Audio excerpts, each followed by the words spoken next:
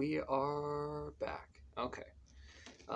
There was like a weird like pause to the starting of this video. Anyway, today we're in a different setting. We got the movies behind me, and then I don't know if you can really see it over there. Maybe I'll move this. Oh, there it is. The books. The books. We finally got a spot for them. Anyway, today we're going to be talking about Bone Tomahawk, okay? Now, I've arranged the lighting so that you could see the cover correctly without that annoying glare.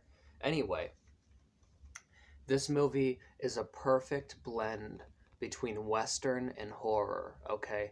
The movie is a Western at heart, okay? With a great cast of Patrick Wilson, Matthew Fox. I think I know who Matthew Fox is. Richard Jenkins, who was also really great, and then Kurt Russell, who leads the pack. There's also Sid Haig in a small role, and David Arquette. There was another familiar face, a female actress.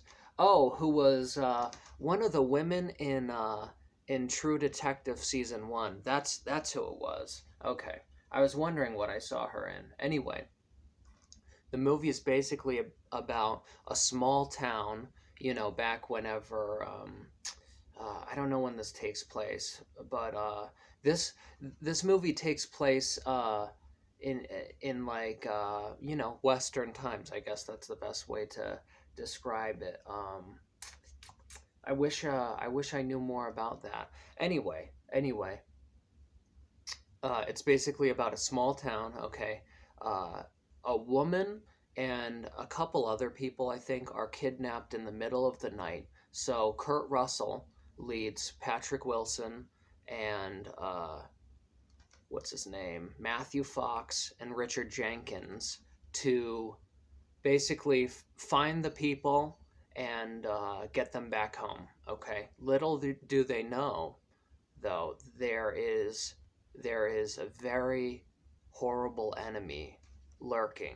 Okay, so that is kind of a vague gist of the movie. Okay, and like I said, it's definitely a Western at heart, which I like a lot. It's very well done in that way. It's sort of a simple plot, and there isn't much to it, but I like that. And also, the simplicity really really jives well with the cowboy theme, if that makes sense. Now, the horror element, without giving anything away, is troglodytes living in the mountains. That's what they call them, troglodytes. But this is the enemy is basically cannibals dwelling in the caves and coming down to slaughter people. And I won't give anything else away.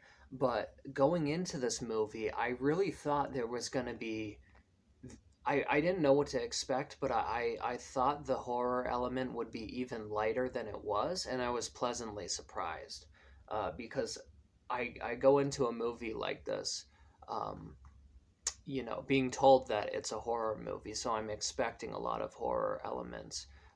Though with this one, since it's mainly a Western, I kind of had a feeling that there wouldn't be something until the very end, or I'm not really sure what I expected. I just didn't expect it to be so well done and so in your face with the horror element, if that makes sense. You definitely get more than I thought you would.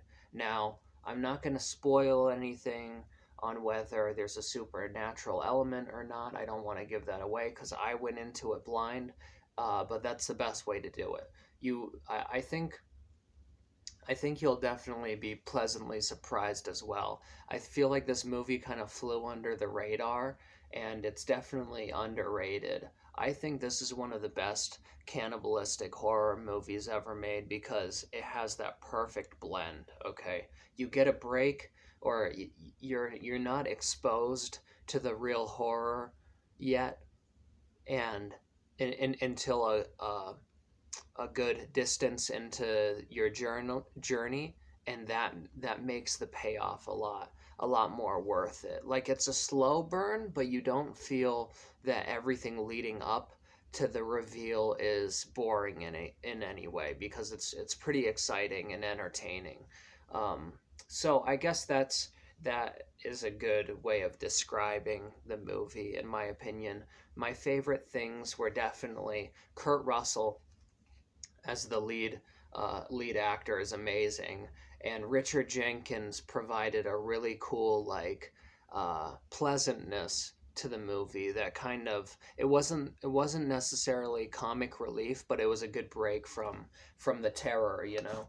Now I'm gonna move this. I'm gonna move this. I control the light. If you know what that's from, comment. I control the light. Actually, it's I tend to the light. I tend to the light. But if you know what that's from, comment and tell me. Anyway, I like this a little bit more. It's a little ominous, but that's okay. Anyway, Richard Jenkins and Kurt Russell are a very good duo in this movie. And then I also liked, if I'm thinking of the right person, Matthew Fox was definitely a good element to the movie as well in terms of character. The second thing is the suspense and the eeriness to the movie. I really enjoyed that a lot. I wasn't expecting it to be so eerie in the times that it was. So I really was happy about that. And lastly, the gore uh, was very good, very effective, and super disturbing. There isn't much of it, but there's the stuff that happens is so disturbing that it really pays off, and I loved that. That's how you do violence correctly, and this movie definitely got that right. Um, so all in all, I think that this is a near perfect movie.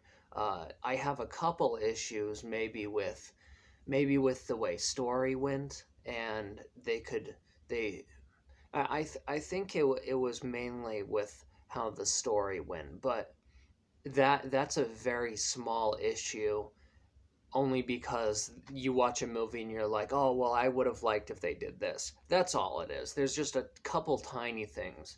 Other than that, I have no problem with the movie, and I think it's really well done.